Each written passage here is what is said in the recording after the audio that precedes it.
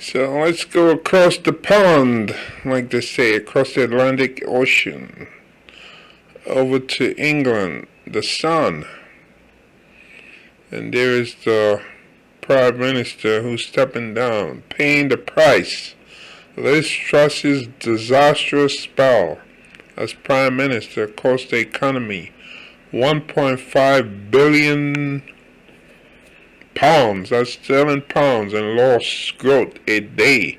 That's a lot of money, right? So Ms Truss's disastrous spell in Downing Street cost the economy $1.5 billion worth in lost growth a day, Labour stats reveal. The outgoing Prime Minister's shambolic tenure has seen the nation's growth targets slump after her mini-budget spooked financial markets. See? So Treasury forecasts have downgraded economic predictions during the period Ms Truss was in office. They say the economy only grew 0.1% over the third quarter of the year, while the last part of 2022 will see the nation's output shrink 0.2%, and GDP in 2023 will be £46 billion less than expected. Labour says that means the Prime Minister's plans have cost the nation £73 billion in total, or $1.5 billion for each of the 47 days she will have been in power up to today. Shadow Chancellor of the Exchequer, Reeves, said it's clear that the damage has been done. This is a Tory crisis made in Downing Street and paid for by working people. The facts speak for themselves. Mortgage costs are soaring. Borrowing costs are up. Living standards down. And we are forecast to have the lowest growth in the G7 over the next 2 years.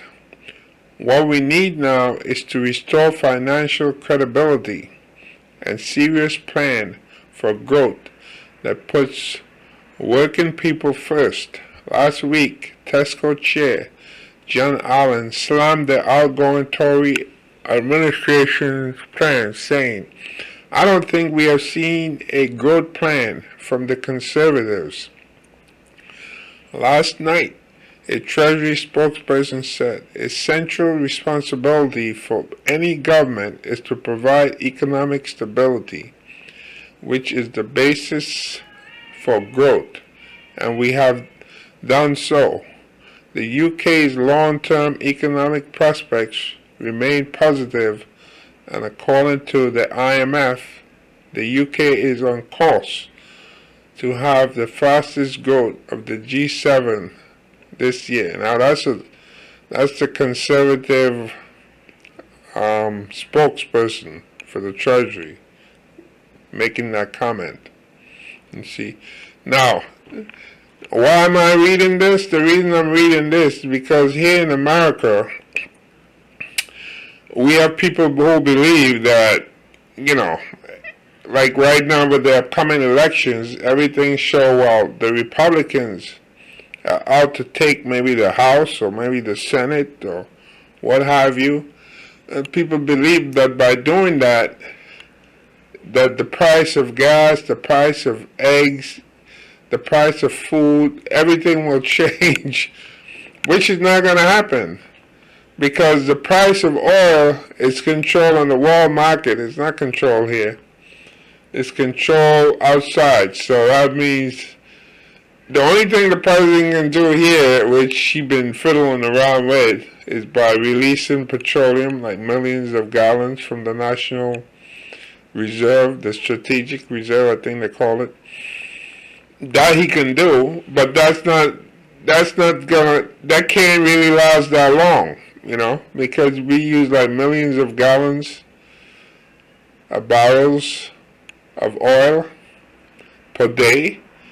So that's only a short-term trick, you see. But what gets me is that in England, the Conservatives been in power for a while, and people saw them, as the ones. Now, you see what happens when people start losing money? They start losing money in England, and right away, they wish there's an election. They wish these people would get out of power. And they're saying that if the election were held today, Conservatives in England probably won't hold any seat at all. Isn't that interesting? Now, the difference, though, is that in England, or Great Britain, they have a parliamentary system. So that means they have like another 2 years to go before there's an election. However, they can call an election right now if they want, right? So that means they can say, well, look, we're going to call an election, let the people decide. But apparently they're not going to do that. Why they're not going to do that? Because if you look at their polls, it shows that if they were to say, well, we're going to hold an election 2 weeks from now or a month from now, chances are they will suffer a tremendous loss. So why would you hold an election if you know you're going to be out of a job? So I have to agree with them. I mean, as much as, things are bad or what have you, but if you go hold an election when you don't have to and you have another 2 years, you're going to lose your seat, So how many politicians are willing to lose their seat? So this is very interesting. So the point is here, the Conservatives in England, they've been in power for quite a while, right? They were the ones that came up with Brexit, whereby they pull the United Kingdom out of out of the Union, the European Union, and so forth. So now it's back to England and itself. So they're not part of the Union. They're on their own. And ever since then, they've been taking some hits. Now, if they were part of the European Union, things may not be that bad. So the same kind of nonsense is going on here in America, People believe, we should be on our own. We should do this instead of realizing we're in a global economy. And people believe that if you flip and you voted a lot of Republicans, they'll solve everything. You read the comments sometimes, you see people say vote red, Like if you vote for Republicans, they're going to solve the problem with crime in America. Just yesterday, I saw in the news like 2 nurses were killed in Texas, I believe in Dallas, in a hospital. Imagine that, in a hospital, right? In a state with a lot of guns, you see. So that's a red state, right? They have a Republican legislature, and yet you have 2 nurses killed in a hospital. You think those 2 nurses who went to work yesterday, and they say it's right near the labor and delivery room, and it's a man who did the killing. And we know he wasn't in any labor, you see. I don't know if he had a girlfriend or a wife to be in there. But the point is, okay, so people go around writing, everywhere you see, they say, vote red, vote red. They look at, like, crime in New York, crime on the subway, and so forth. And they say, vote red, vote red. Yeah, like, that will solve the problem, right? When you look at Texas, Texas has a red legislature, Republicans control everything in the Texas legislature. But yet, every time you look, you see these crazy, senseless gun killings, murders. You see mass murders in Texas. People go into a mall, shoot down a whole bunch of people. Non-stop. I mean, it's on and on. Every year, You got crazy killing. So voting Republicans, putting them in charge, that's not going to solve your problem. And if you look at what's going on in England right now, people should learn a lesson from there. You think, oh yeah, the British have a lot of trust in the Conservatives. Yeah, they sure trust them to run the government. Look at that. They say now they're losing about $1.5 billion a day in growth. They're losing. And why is this happening? Let me just say this simply. Because the new Prime Minister, she wanted to initiate a tax cut, right? She wanted to cut taxes, like mostly for the rich, and at the same time she wanted to borrow money, and right now the interest rates are high. So you're going to give a tax cut, and you're going to borrow money at a higher percentage, instead of borrowing money at a low percent. How's that going to work? You're going to create like a deficit. You have to borrow money. You have to go around, look around the world, borrow money from financial investors or what have you, or people who invest in bonds and so forth, while giving tax cuts. So when she came up with that proposal and she said what she was going to do, that destabilized the market, and it destabilized the British sterling pound. And that's why right now the British pound is nearly equivalent to the US dollar, which it wasn't. I think it used to be very strong. I think one British pound used to be like maybe $1.50 worth or something like that. It's been very strong for many, many years, going way back. All of a sudden, a British pound is like close to the US dollar. And the US dollar is strong these days. It's strong in comparison with other currencies. But the point is, the British pound should be strong. It shouldn't be what it is right now.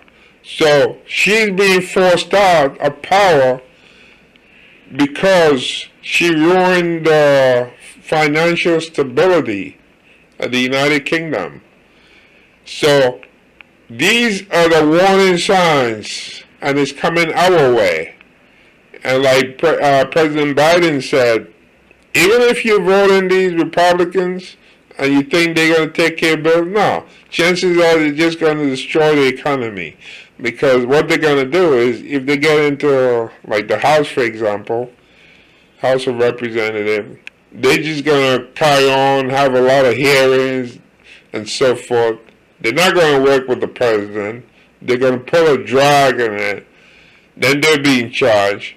They'll make matters more worse, and will be something like how England is today, you see.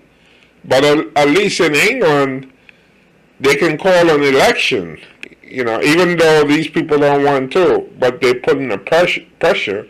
And I see where they say there's a petition going around, and they want people to sign a petition to ask that the Conservatives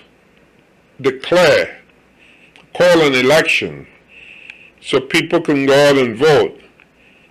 Now that's like voting for your death sentence, right? I mean, they sign in the petition and say, we want you to call an election, call an early election. We know you have 2 more years to go, but we want you to call an early election.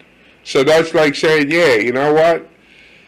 I'm gonna write my own death sentence, so I'll die earlier than I should die.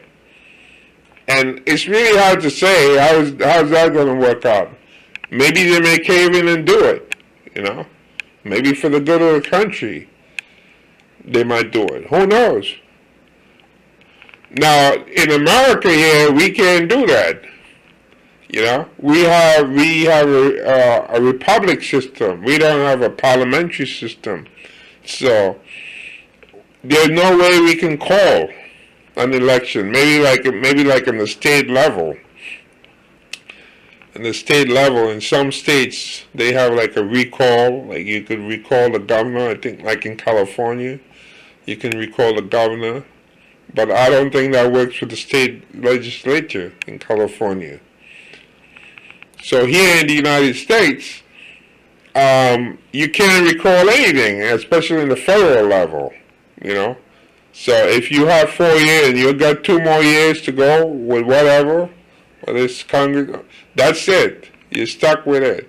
But in England, at least they can recall. So this prime minister, she's stepping down because they're paying, like it says right there, paying the price. Ms Truss's disastrous spell as prime minister cost the economy $1.5 billion. And remember, in England, people believed in the conservative. They be just like in America here, where people think the Republicans are great and they can, do miracles. You vote red, and they will be able to handle crime and all this stuff. Like in New York City, where I am, a lot of the crime in the subway is by mentally ill people. And nobody in the government wants to be able to pull out money to put these people, pass laws and say, you know what, these people belong in a mental institution, like years ago they used to do. Yeah, that's where they belong. People who are mentally ill, who hearing voices, pushing people off the subway platform. That's going to keep happening. I don't care how much police you got. You can have 100 police down the subway. If somebody wants to push, they're going to push because they're going to hear voices. Unless they can come up with a policy and spend money, which apparently they don't want to do. And you can, institutionalize some of these people, put them into psychiatric care, or put them on medication. But these people are walking around unmedicated. So that's one story. And then you have people who are pure criminals. Nothing wrong with them mentally. But the people who will go around robbing people, committing crimes or what have you, because they rather do that than go out and work, work honestly. So that's the story there. So we shall see if the pressure is on and if the conservatives cave in, because the way things are, when people start losing money, they start losing their mind and they do crazy stuff. You see? So, the Tories, as they call them, or the conservatives in England, they could say, well, you know what? If we call an early election, I know I'm going to lose anyway. So why should I do it? Most of the time, you call an early election, like the Prime Minister up in Canada, he did that. He called an early election. And the reason he called an early election is because he figured, well, things were going in his favor. So you can do that. If you think things are going fine for you, you call an early election, then maybe you try to solidify the amount of people you have in Parliament and see if you can get more seats, So that's one trick you can do if you operate in a parliamentary system. I don't think he was able to get more seats in his party in Canada, up in Ottawa. You see, but he took a gamble. But the point is, usually when you call an early election, you're doing it because you figure that you got nothing to lose. And if you do lose, maybe you lose just a few seats. But in England, the way things are right now, it's so bad with the way the sterling pound is against the dollar that they know if they call an early election, as one person said in England, there may not be any conservatives in Parliament. It will be empty. The opposition will be gone, and you don't want that. You don't want to have a government where it's only you in power, and you look around, it's only people in your party. You don't want that. You want to have an opposition. That's for a healthy democracy. You see? But that's the way we're heading in America right now.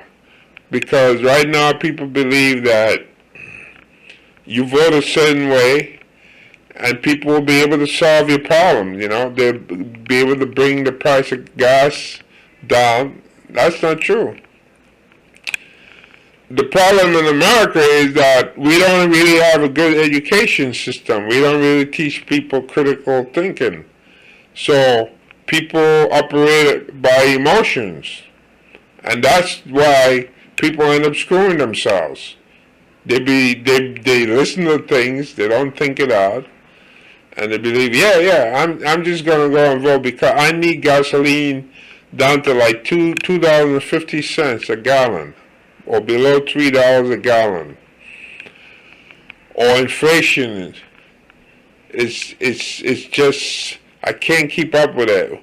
Look at the price of eggs. I seen eggs for like $7 a gallon, $7 a dozen, for example. Sometimes $9. But you know what? In America here, the problem with that is that about 40 million birds were killed because of a bird flu. But nobody's talking about that.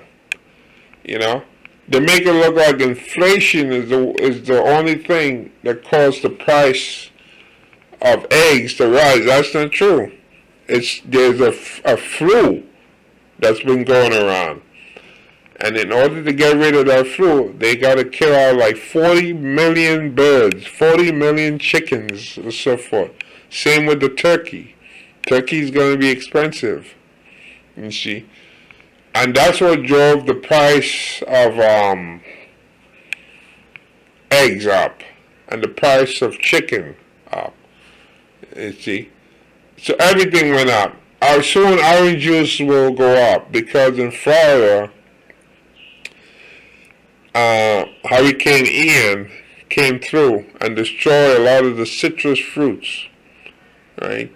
And Florida is where we get like our orange juice from, mostly. California, their oranges are usually like where you peel and you suck on it, but Florida, they make juice out of the oranges. So sooner or later, what's going to happen is the price of orange juice is going to go up. And when that goes up, people are going to say, yeah, it's inflation. No, it's not. It's because of Hurricane Ian. That's why it's going to go up. But that's what's being forecast right now. You see? So you have a lot of different factors that make a so-called confluence, a confluence of events coming together that's causing all these negative effects. But when you listen to people who are running, they're preaching, wow, it's a calamity. It's like Firestone out there. Everything is bad. And the only way it can be fixed, whether it's crime or what have you, is to vote them in office. And then they will solve the problem. And what's going to happen is, if they do win, and they get in there, nothing is going to change. It may get worse if it does change. And then they're going to say, well, you know what? Now we need the White House. That's the only way we can change it for you. We need to get into the White House. Yeah, that's what's going to happen next, because they know that what they're saying is not true. They're not going to be able to do anything. They're not going to be able to bring the price of gasoline down because the price of gasoline is affected by OPEC. OPEC, you got a number of countries that are members of OPEC, like in the Middle East and so forth. I think Russia might be part of it. And they control the price. Like right now, they're cutting out, Saudi Arabia is cutting 2 million, I think it's 2 million barrels a day they're cutting back from pumping.